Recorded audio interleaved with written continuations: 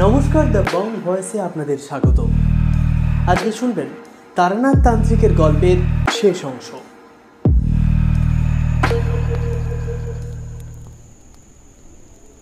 বাড়ি থেকে কিছুদিন পরে আবার সাধু সন্ন্যাসীদের সন্ধানে বেরোই। বীরভূমের এক গ্রামে শুনলাম সেখানকার শ্মশানে এক পাগলি থাকে। সে আসলে খুব বড় তান্ত্রিক সন্ন্যাসিনী। পাগলির সঙ্গে দেখা করলাম নদীর ধারে শ্মশানে। ছেঁড়া একটা কাঁথা জড়িয়ে পড়ে আছে। যেমন ময়লা কাপড় চোপড় পরনে, তেমনই মলিন জট পাকানো চুল। আমাকে দেখেই সে গেল মহাচোটে। বললে, বেরো এখান থেকে। কে বলেছে তোকে এখানে আসতে? ওর আলু থালু বিকট মলিন চেহারা দেখে মনে যে ভাব এসেছিল, সেটাকে অতি কষ্টে চেপে বললাম, মা, আমাকে আপনার শিষ্য করে নিন। আমি অনেক দূর থেকে এসেছি, দয়া করুন আমার উপর।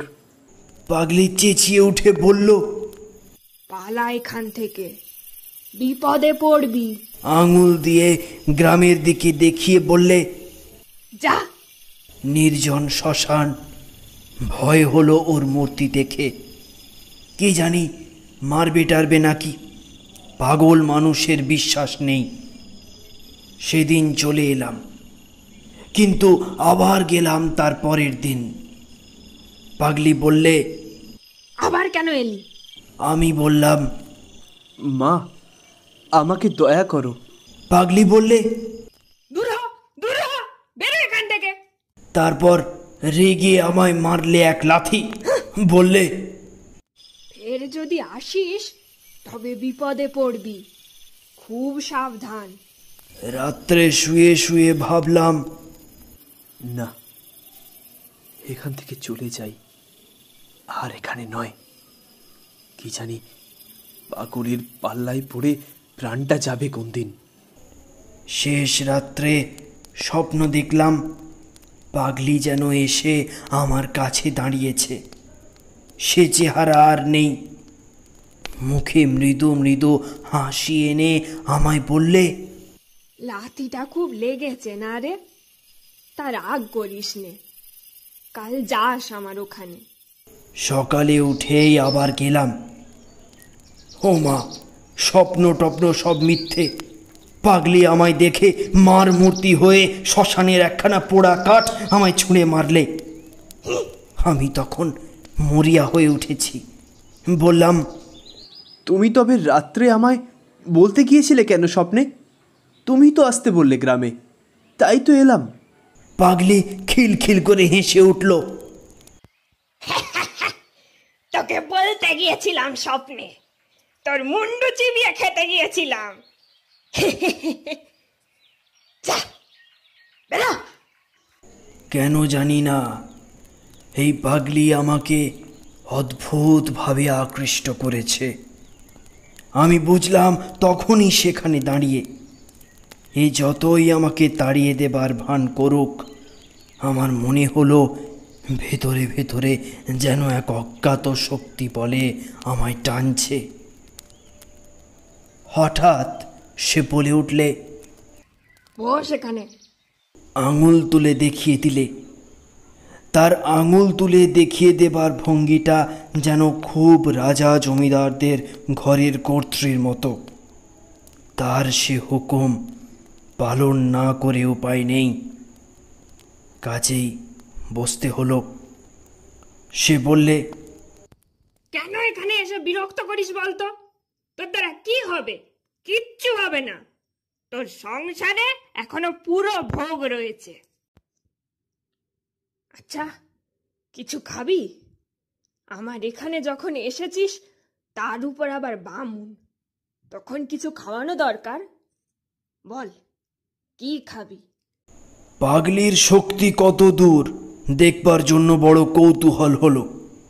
এর আগে লোকের মুখে শুনে এসেছি, যা চাওয়া যায় সাধু সন্ন্যাসীরা নাকি এনে দিতে পারে।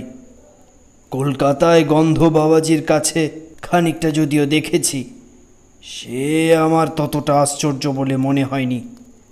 বললাম, হ্যাঁ, খাবো।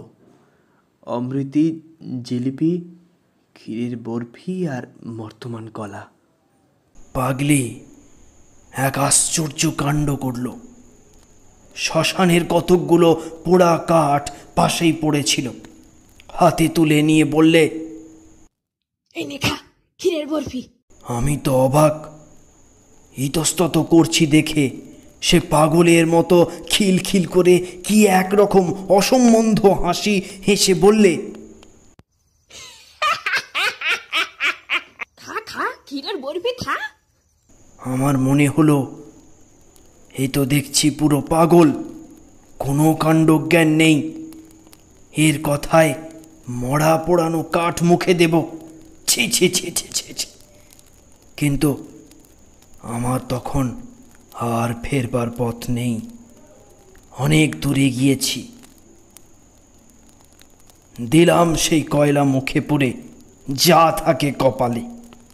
পরক্ষণেই থু থু করে সেই বিশ্রী বিস্বাদ চিতার কয়লার টুকরো মুখ থেকে বার করে ফেলে দিলুম। পাগলি আবার খিলখিল করে হেসে উঠল। রাগে দুঃখে আমার তখন চোখে জল এসেছে। কি পোকামি করেছি এখানে এসে! এ পাগলই, পাগল ছাড়া কিছু নয়, বদ্ধ উন্মাদ। পাড়া গিয়ের ভূতেরা সাধু বলে নাম রটিয়েছে। পাগলি হাসি থামিয়ে বিদ্রুপের স্বরে বললে, খেলি রাবড়ি, বর্তমান কলা। পেটুক কোথাকার, পেটের জন্য এসেছে শ্মশানে আমার কাছে। দূর হ জানোয়ার, দূর হ। আমার ভয়ানক রাগ হলো। অমন নিষ্ঠুর কথা আমাকে কেউ কখনো মুখের ওপর বলেনি। একটিও কথা না বলে আমি সেখান থেকে উঠে চলে এলাম। বললে বিশ্বাস করবেন না, সেদিন রাত্রে আবার পাগলিকে স্বপ্নে দেখলাম। আমার শিয়রের দিকে দাঁড়িয়ে হাসি হাসি মুখে বলছে, রাগ করিস নে, হাসিস আজ, রাগ করে না। ছি। এখনো পর্যন্ত আমার সন্দেহ হয় পাগলিকে স্বপ্নে দেখেছিলাম না জাগ্রত অবস্থায়। সে যা হোক, জেগে উঠে আমার আর রাগ রইল না। পাগলি আমায় জাদু করলে কিনা কে জানে। গেলাম আবার দুপুরে, কিন্তু এবারে তার মূর্তি ভারী প্রসন্ন। বললে, আবার এসেছিস দেখছি। আচ্ছা নাচড় বান্দা তো তুই। আমি বললাম, কেন বাঁদর নাচাচ্ছ আমায় নিয়ে? দিনে অপমান করে তাড়িয়ে দিয়ে রাতে আবার কেন আসতে বলো? এরকম হয়রান করে তোমার লাভ কি? পাগলি বললে, পারবি তুই? সাহস আছে? ঠিক যা বলবো তা করবি? আছে, যা বলবে তাই করব। দেখোই না পরীক্ষা করে। সে একটা অদ্ভুত প্রস্তাব করলে। সে বললে, আজ রাত্রে আমায় তুই মেরে ফেল, গলা টিপে মেরে ফেল। তারপর আমার মৃতদেহের ওপর বসে তোকে সাধনা করতে হবে। নিয়ম বলে দেব। বাজার থেকে মদ কিনে নিয়ে আয়, আর দুটো চাল ছোলা ভাজা। মাঝে মাঝে আমার মৃতদেহ হাঁ করে বিকট চিৎকার করে উঠবে যখন, তখন আমার মুখে এক ঢোক মদ আর দুটো চাল ছোলা ভাজা দিবি। ভোর রাত পর্যন্ত এমনি মরার ওপর বসে মন্ত্র জপ করতে হবে। রাত্রে হয়তো অনেক রকম ভয় পাবি। যারা এসে ভয় দেখাবে তারা কেউ মানুষ নয়, কিন্তু তাদের ভয় করো না। ভয় পেলে সাধনা তো মিথ্যে হবেই, প্রাণ পর্যন্ত হারাতে পারো। কেমন, রাজি? ও যে এমন কথা বলতে পারে তা বুঝতে পারিনি। কথা শুনে তো আমি অবাক হয়ে গেলাম। বললাম, সব পারবো, কিন্তু মানুষ খুন করা আমায় দিয়ে হবে না। আর তুমি বা মরবে কেন আমার জন্য? পাগলি রেগে উঠে বললে, তবে এখানে মরতে এসেছিলি কেন রে মুখ পোড়া? বেরো, দূর হ। আরো নানা রকম অশ্লীল গালাগাল দিলে। ওর মুখে কিছু বাধে না, মুখ বড় খারাপ। আমি আর তখন ওগুলো গায়ে মাখিনি, গা সওয়া হয়ে গিয়েছে। বললাম, রাগ করছো কেন? একটা মানুষকে খুন করা কি মুখের কথা? আমি না ভদ্রলোকের ছেলে? পাগলি আবার মুখ বিকৃত করে বললে, ভদ্রলোকের ছেলে? ভদ্রলোকের ছেলে? তবে এ পথে এসেছিস কেন রে ঘাটের মরা? তন্ত্রমন্ত্রের সাধনা ভদ্রলোকের ছেলের কাজ নয়। যা গিয়ে কামিজ চাদর পরে হৌসে চাকরি কর গিয়ে, বেরো। বললাম, তুমি শুধু রাগই করো, পুলিশের হাঙ্গামার কথাটা তো ভাবছো না? আমি যখন ফাঁসি যাব তখন আমায় ঠেকাবে কে? তুমি? মনে মনে আবার সন্দেহ হলো, এ নিতান্তই পাগল, বদ্ধ উন্মাদ। এর কাছে এসে শুধু সময় নষ্ট করছি, আর কিছু নয়। তখনই মনে পড়ল, পাগলির মুখে শুদ্ধ সংস্কৃত শ্লোক শুনেছি, তন্ত্রের কথা শুনেছি। সময়ে সময়ে এমন সব কথা বলে, ওকে বিদুষী বলে সন্দেহ হয়। সেই দিন থেকে পাগলি আমার প্রতি প্রসন্ন হলো। বিকেলে যখন গেলাম তখন আপনি ডেকে বললে, আমার রাগ হলে আর জ্ঞান থাকে না। তোকে ও বেলা গালাগাল দিয়েছি, কিছু মনে করিস নে। ভালোই হয়েছে তুই সাধনা করতে চাসনি। ওসব নিম্নতন্ত্রের সাধনা, ওতে মানুষের কতগুলো শক্তি লাভ হয়, তাছাড়া আর কিছু হয় না। বললাম, কিভাবে শক্তি লাভ হয়? পাগলি বললে, পৃথিবীতে নানা রকম জীব আছে, তাদের চোখে দেখতে পাওয়া যায় না। মানুষ মরে দেহ শূন্য হলে চোখে দেখা যায় না, আমরা তাদের বলি ভূত। এছাড়া আরো অনেক রকম প্রাণী আছে, তাদের বুদ্ধি মানুষের চেয়ে কম, কিন্তু শক্তি বেশি। এদেরও দেখা যায় না। তন্ত্রে এদের ডাকিনী, শাঁখিনী এইসব নাম। এরা কখনো মানুষ ছিল না। মানুষ মরে যেখানে যায় এরা সেখানকার প্রাণী। মুসলমান ফকিরেরা এদের জিন বলে। এদের মধ্যে ভালো মন্দ দুই আছে। তন্ত্র সাধনার বলে এদের বশ করা যায়। তখন যা বলা যায় এরা তাই করে। করতেই হবে, না করে উপায় নেই। কিন্তু এদের নিয়ে খেলা করার বিপদ আছে। অসাবধান তুমি যদি হয়েছ, তোমাকে মেরে ফেলতে পারে। অবাক হয়ে ওর কথা শুনছিলাম। এ সমস্ত কথা আর কখনো শুনিনি। এর মতো পাগলের মুখেই এ কথা সাজে। আর যেখানে বসে শুনেছি তার পারিপার্শ্বিক অবস্থাও এই কথার উপযুক্ত বটে। গ্রাম্য শ্মশান, একটা বড় তিতুল গাছ, আর একদিকে কতকগুলো শিমুল গাছ। 2-4 দিন আগের একটা চিতার কাঠকয়লা আর কলসি জলের ধারে পড়ে রয়েছে। কোনো দিকে কোনো লোকজন নেই। অজ্ঞাত সারে আমার গা যেন শিউরে উঠল। পাগলি তখনও বলে যাচ্ছে অনেক সব কথা, অদ্ভুত ধরনের কথা। এক ধরনের অপদেবতা আছে, তন্ত্রে তাদের বলে হাঁকিনি। তারা অতি ভয়ানক জীব। বুদ্ধি মানুষের চেয়ে অনেক কম। দয়া মায়া বলে পদার্থ নেই তাদের। পশুর মতো মন, কিন্তু তাদের ক্ষমতা সবচেয়ে বেশি। এরা যেন প্রেতলোকের বাঘ ভালুক। ওদের দিয়ে কাজ বেশি হয় বলে যাদের বেশি দুঃসাহস, এমন তান্ত্রিকেরা হাঁকিনি মন্ত্রে সিদ্ধ হবার সাধনা করে। হলে খুবই ভালো, কিন্তু বিপদের ভয়ও পদে পদে। তাদের নিয়ে যখন তখন খেলা করতে নেই। তাই তোকে বারণ করি। তুই বুঝিস নে তাই রাগ করিস। কৌতূহল আর সংবরণ করতে না পেরে জিজ্ঞেস করলাম, তুমি তাহলে আকিনি মন্ত্রে সিদ্ধ, তাই না? পাগলি চুপ করে রইল। আমি তাকে আর প্রশ্ন করিনি। বুঝেছিলাম পাগলি এ কথা কিছুতেই বলবে না, কিন্তু এ বিষয়ে আমার আর সন্দেহ রইল না। পরদিন গ্রামের লোক আমাকে পাগলির সম্বন্ধে অনেক কথা বললে, আপনি ওখানে যাবেন না তো ঘন ঘন। হ্যাঁ, পাগলি ভয়ানক মানুষ, ওর মধ্যে এমন এক শক্তি আছে আপনার একেবারে সর্বনাশ করে দিতে পারে। হ্যাঁ, ওকে বেশি ঘাঁটাবেন না মশাই। গাঁয়ের কোনো লোক ওর কাছে ঘেঁষে না, বিদেশি লোক হয়ে মারা পড়বেন শেষে।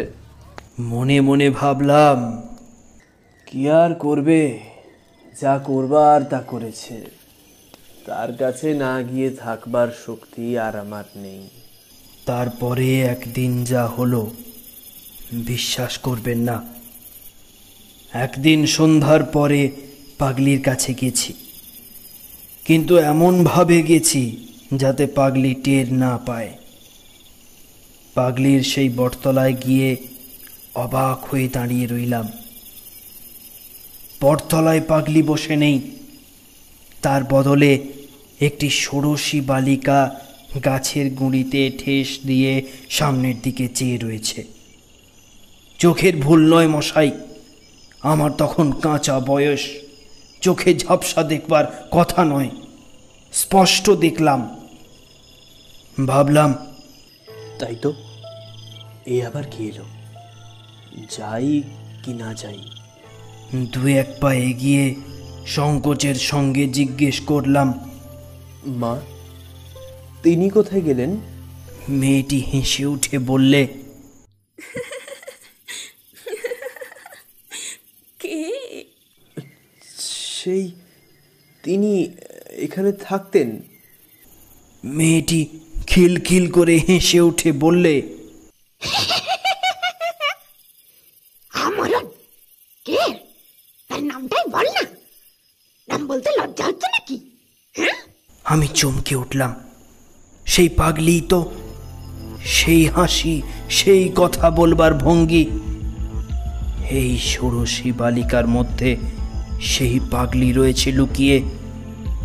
সে এক অদ্ভুত আকৃতি, ভেতরে সেই পরিচিতা পাগলি, বাইরে এক অপরিচিতা ষোড়শী রূপসী বালিকা। মেয়েটি হেসে ঢলে পড়ে আর কি, বললে,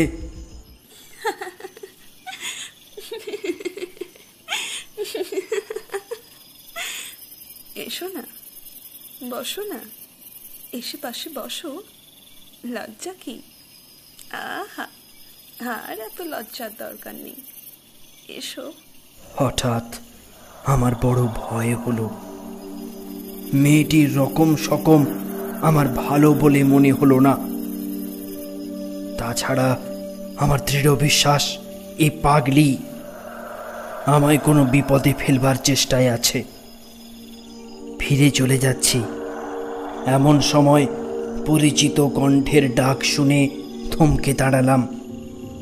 দেখি বটতলায় পাগলি বসে আছে, আর কেউ কোথাও নেই। আমার তখনও ভয় যায়নি মশাই। ভাবলাম আর কিছুতেই এখানে থাকবো না, ফিরে যাই। পাগলি বললে, এসো, বসো। বললাম, তুমি ওরকম ছোট মেয়ে সেজেছিলে কেন? তোমার মতলবটা কি? পাগলি বললে, মরণ, খাটের মরা আবল তাবল বকছে।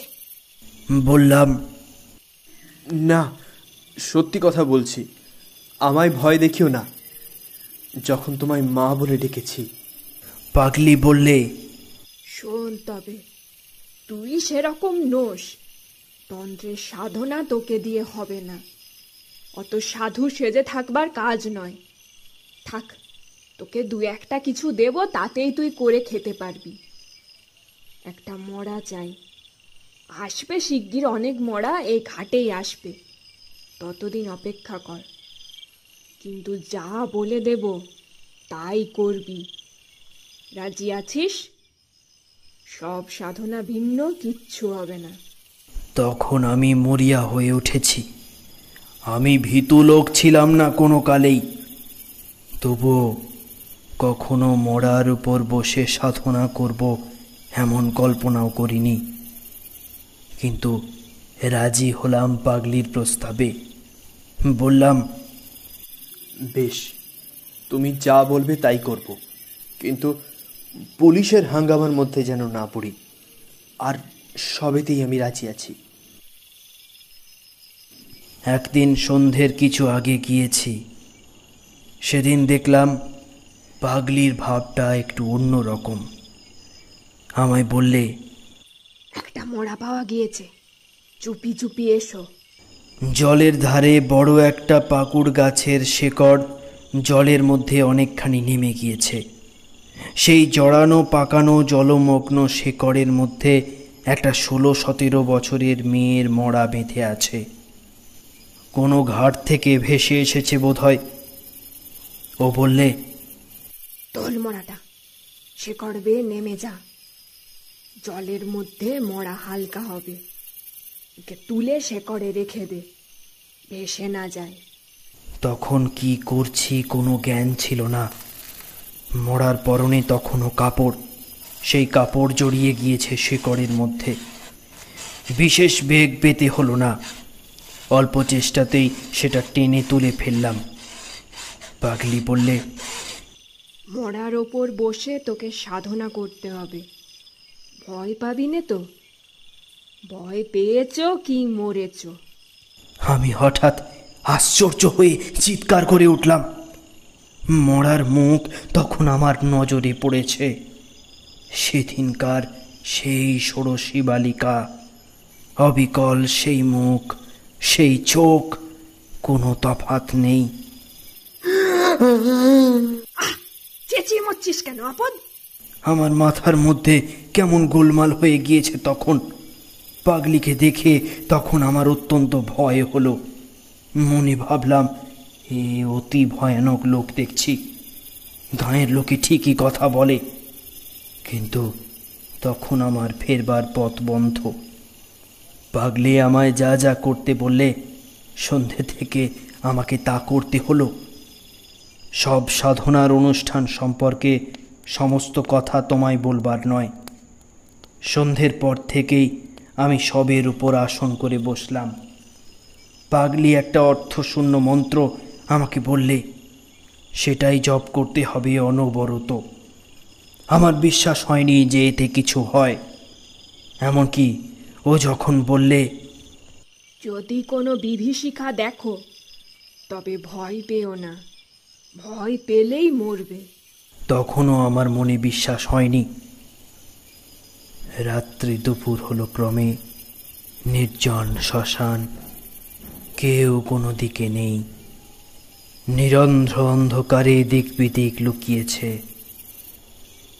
পাগলি যে কোথায় গেল তাও আমি আর দেখিনি।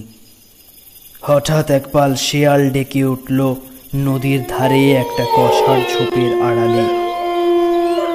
শেয়ালে ডাক তো কতই শুনি, কিন্তু সেই ভয়ানক শ্মশানে একটা টাটকা মোড়ার উপর বসে শেয়ালের ডাকে আমার সর্বাঙ্গ শিউরে উঠল।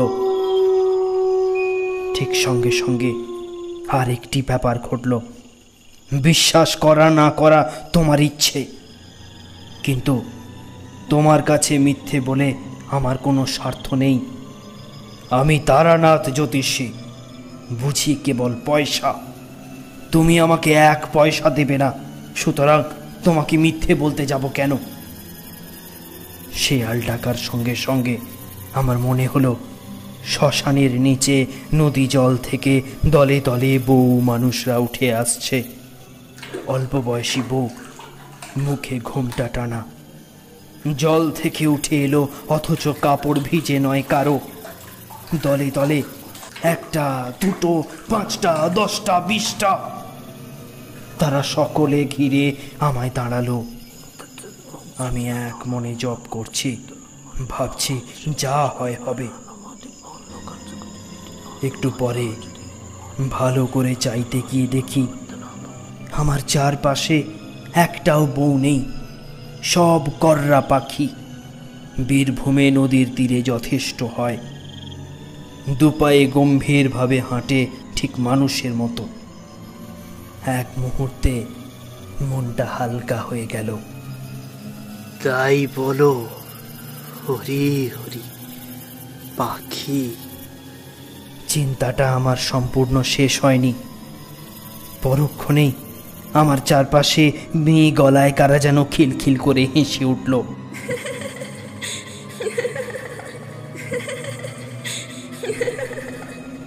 হাসির শব্দে আমার গায়ের রক্ত আরো হিম হয়ে জমে গেল। যে দেখি তখন একটাও পাখি নেই, সবাই অল্প বয়সী বউ। তারা তখন সবাই একযোগে ঘুমটা খুলে আমার দিকে চেয়ে আছে, আর তাদের চারদিকে সেই বড় মাঠের যেদিকে তাকায় অসংখ্য নরকঙ্কাল, দূরে নিকটে ডাইনে বাঁয়ে অন্ধকারের মধ্যে সাদা সাদা হয়ে দাঁড়িয়ে আছে। গতকালের পুরনো জীর্ণ ঘাড়ের কঙ্কাল।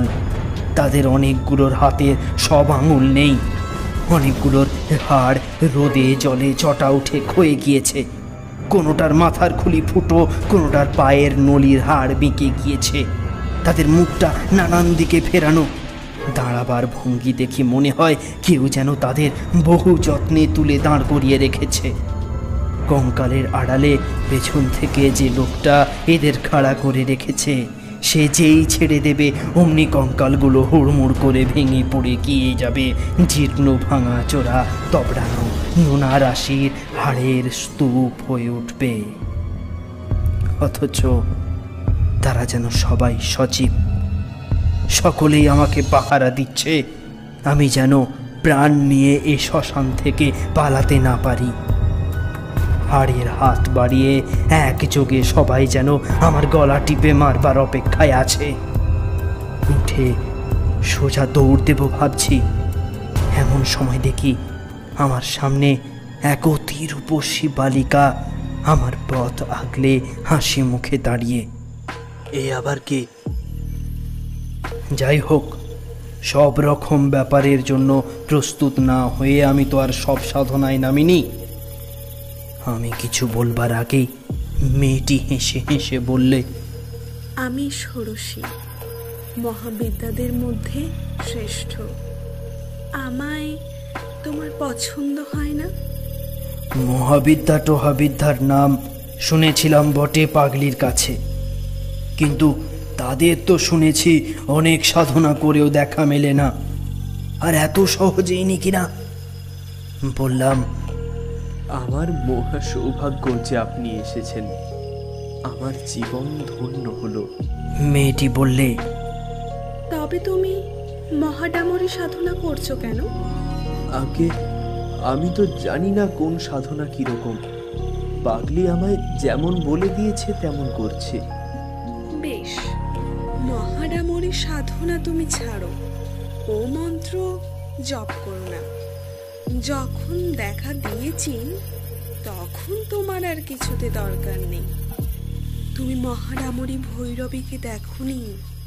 অতি বিকট তার চেহারা, তুমি ভয় পাবে। ছেড়ে দাও, ছেড়ে দাও ও মন্ত্র। সাহসে ভর করে বললাম, সাধনা করে আপনাদের আনতে হয় শুনেছি। আপনি এত সহজে আমাকে দেখা দিলেন কেন? তোমার সন্দেহ হচ্ছে? আমার মনে হলো এই মুখ আমি আগে কোথাও দেখেছি, কিন্তু তখন আমার মাথার মধ্যে গোলমাল হয়ে গিয়েছে, কিছুই ঠিক করতে পারলাম না। বললাম, সন্দেহ নয়, কিন্তু বড় আশ্চর্য হয়ে গিয়েছি।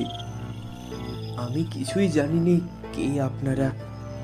যদি অপরাধ করি মাফ করুন, কিন্তু কথাটার জবাব যদি পাই। বালিকা বললে, মহাডামরিকে চেনো না? আমাকেও চেনো না? তাহলে আর চিনে কাজ নেই। এসেছি কেন জিজ্ঞেস করছো? দিব্য পথের নাম শোনোনি তন্ত্রে? পাষণ্ড দলনের জন্য ওই পথে আমরা পৃথিবীতে নেমে আসি। তোমার মন্ত্রে দিব্যক পথের সাড়া জেগেছে, তাই ছুটে দেখতে এলাম। কথাটা ভালো বুঝতে পারলাম না, ভয়ে ভয়ে বললাম, তবে কি আমি খুবই পাষণ্ড? তোমার বেলা এসেছি সম্প্রদায় রক্ষার জন্য, অত ভয় কিসের? আমি কি তোমায় লাথি মেরেছি, শ্মশানের পোড়া কাঠ ছুঁড়ে মেরেছি? তোমাকে পরীক্ষা না করে কি সাধনার নিয়ম বলে দিয়েছি তোমায়? আমি ভয়ানক আশ্চর্য হয়ে গিয়েছি। বলে কি? মেয়েটি আবার বললে, কিন্তু মহাডামরির বড় ভীষণ রূপ, তোমার যেমন ভয় সে তুমি পারবে না, ও ছেড়ে দাও। আপনি যখন বললেন তাই দিলাম। ঠিক কথা দিলে? দিলাম। এই সময়ে যে সব দেহের উপর বসে আছে তার দিকে আমার নজর পড়ল। পড়তেই ভয়ে ও বিস্ময়ে আমার সর্বশরীর কেমন যেন হয়ে গেল। সব দেহের সঙ্গে সম্মুখের ষোড়শী রূপসীর চেহারার কোনো তফাৎ নেই। একই মুখ, একই রং, একই বয়স। বালিকা ব্যঙ্গের হাসি হেসে বললে, চেয়ে দেখছিস কি? আমি কথার কোনো উত্তর দিলাম না। কিছুক্ষণ থেকেই একটা সন্দেহ আমার মনে ঘনিয়ে এসেছিল। কে আপনি? আপনি কি শ্মশানের পাগলি নাকি? একটা বিকট বিদ্রুপের হাসিতে রাত্রির অন্ধকার চিড়ে ফেড়ে চৌচির হয়ে গেল। সঙ্গে সঙ্গে মাঠময় নরকঙ্কালগুলো হাড়ের হাতে তালি দিতে দিতে এঁকে বেঁকে উত্তাম নৃত্য শুরু করলে, আর অমনি সেগুলো নাচের বেগে ভেঙে ভেঙে পড়তে লাগলো।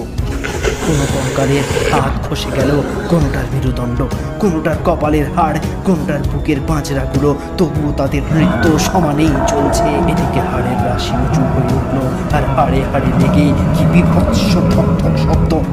হঠাৎ আকাশের এক প্রান্ত যেন জড়িয়ে ঘুরিয়ে গেল কাগজের মতো, আর সেই চিত্রপথে যেন এক বিকট মূর্তি নারী উন্মাদিনীর মতো আলু থালু বেশি নেমে আসছে। সঙ্গে সঙ্গে চারপাশের বনে শেয়ালের দল আবার ডেকে উঠল।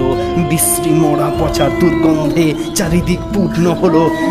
মাঝখানে আকাশের আগুনের মতো রাঙা মেঘে ছেয়ে গেল, তার নিচে চিল সবুজ উঠছে সেই গভীর রাত্রে। শেয়ালের চিৎকার আর নরকঙ্কালের ঠোকাঠুকি শব্দ ছাড়া সেই ভয়ানক রাতে বাকি সব জগৎ নিস্তব্ধ, সৃষ্টি নিঝুম। আমার গা শিউরে উঠল আতঙ্কে। পিশাচিটা আমার দিকেই যেন ছুটে আসছে। তার আগুনের ভাঁটার মতো জ্বলন্ত দু চোখ, ঘৃণা, নিষ্ঠুরতা আর বিদ্রুপ মেশানো। সে কি ভীষণ ক্রূর দৃষ্টি! সে প্রতিগন্ধ, সে শেয়ালের ডাক, সে আগুন রাঙা মেঘের সঙ্গে পিশাচির সেই দৃষ্টিটা মিশে গিয়েছে একই উদ্দেশ্যে। তারা সকলেই আমাকে নিষ্ঠুরভাবে হত্যা করতে চায়। যে সবটার উপর বসে আছি সে সবটা চিৎকার করে কেঁদে উঠে বললে,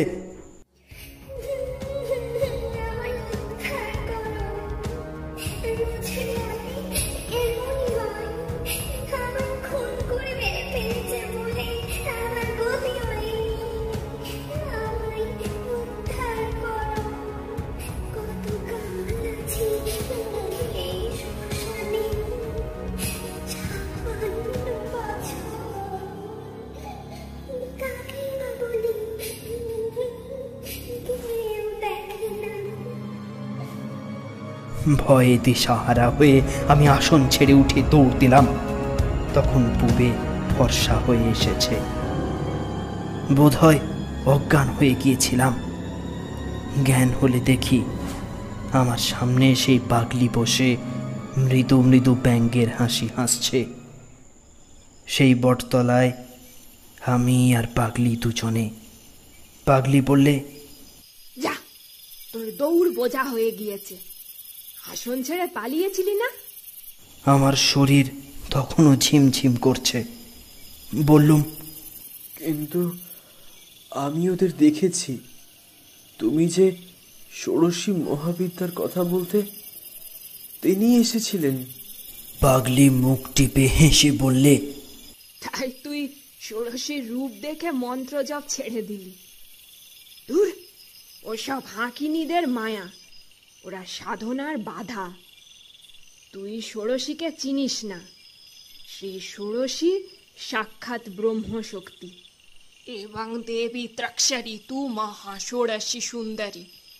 কাহাদি সাধনা ভিন্ন তিনি প্রকট হন না, কাহাদি উচ্চতন্ত্রের সাধনা। তুই তার জানিস কি? ওসব মায়া। আমি সন্দিগ্ধ সুরে বললাম, তিনি অনেক কথা বলেছিলেন যে আরও এক বিকট মূর্তি পিশাচির মতো চেহারার নারী দেখেছে। আমার মাথার ঠিক ছিল না। পাগলি বললে, তোর ভাগ্য ভালো, শেষকালে যে বিকট মূর্তি মেয়ে দেখেছিস তিনি মহা ডামরি মহাভৈরবী। তুই তার তেজ সহ্য করতে পারলি নে, আসন ছেড়ে ভাগলি কেন? তারপরে সে হঠাৎ হি হি শব্দে হেসে উঠে বললে, মুখ পোড়া বাঁদর কোথাকার, উনি দেখা পাবেন ভৈরবীদের। আমি যাদের নাম মুখে আনতে সাহস করি নে, হাঁকিনীদের নিয়ে কারবার করি। ওরে, অল্পেই তোকে ভেলকি দেখিয়েছি। তুই তো সব সময় আমার সামনে বসে আছিস বটতলায়। কোথায় গিয়েছিলি তুই? সকাল কোথায়? এখন যে সারা রাত সাধনা করে আসন ছেড়ে এলি, এই তো সবে সন্ধে। আমার চমক ভাঙল। পাগলি কি ভয়ানক লোক! হতভম্বের মতো বললাম, কেন এমন ভোলালে আর মিথ্যে এত ভয় দেখালে? পাগলি বললে, তোকে বাঁচিয়ে নিচ্ছিলাম। তোর মধ্যে সে জিনিস নেই। তোর কর্ম নয় তন্ত্রের সাধনা। তুই আর কোনোদিন এখানে আসার চেষ্টা করবি নে, এলেও আর দেখা পাবি নে। বললাম, একটা কথার উত্তর শুধু দাও। তুমি তো অসাধারণ শক্তি ধরো, তুমি ভেলকি দিয়ে থাকো কেন? উচ্চতন্ত্রের সাধনা করো না? পাগলি এবার একটু গম্ভীর হলো। বললে, তুই সেসব বুঝবি নে। মহা ষোড়শী, মহা ডামরী, ত্রিপুরা এরা মহাবিদ্যা, ব্রহ্মশক্তির নারী রূপ। এদের সাধনা এক জন্মে হয় না। আমার পূর্বজন্মও এমনই কেটেছে, এ জন্মও গেল।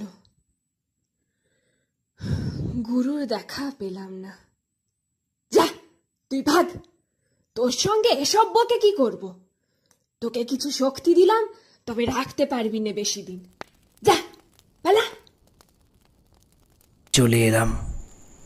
এসব আজ 40 বছরের কথা। আর যাইনি, ভয়েই যাইনি। পাগলির দেখাও পাইনি আর কোনো দিন। তখন চিনতাম না, বয়স ছিল কম। এখন আমার মনে হয় পাগলি নিতান্ত সাধারণ মানবী নয়। সংসারের কেউ ছিল না। লোকচক্ষুর আড়ালে থাকবার জন্য পাগল সেজে কেন যে চিরজন্ম শ্মশানে মশানে ঘুরে বেড়াতো, তুমি আমি সামান্য মানুষ, তার বুঝব কি? যাক সে কথা। পাগলি শক্তি দিয়েছিল, কিন্তু রাখতে পারিনি। ঠিকই বলেছিল। আমার মনে অর্থের লালসা ছিল, তাতেই গেল সব। কেবল চন্দ্র দর্শন এখনো করতে পারি। তুমি চন্দ্র দর্শন করতে চাও? এসো, চিনিয়ে দেব। এই 2 হাতের বুড়ো আঙুল দিয়ে এই আমি দেখিলাম তারানাথের বকুনি থামিবে না যতক্ষণ এখানে আছি। উঠিয়া পড়িলাম। বেলা 12টা বাজে। আপাতত চন্দ্র দর্শন অপেক্ষাও গুরুতর কাজ বাকি। তারানাথের কথা বিশ্বাস করিয়াছি কিনা জিজ্ঞেস করিতেছেন? ইহার আমি কোনো জবাব দিব না। শেষ হলো তারানাথ তান্ত্রিকের গল্প। কথক তারানাথ ও গাঁয়ের লোকের চরিত্রে আমি সৌম্য, পাগলির চরিত্রে রায়া রয়, ষোড়শীর ভূমিকায় দেবলীনা। ভালো লাগলে একটা লাইক দেবেন, কেমন লাগলো কমেন্ট করে জানাবেন নিশ্চয়ই।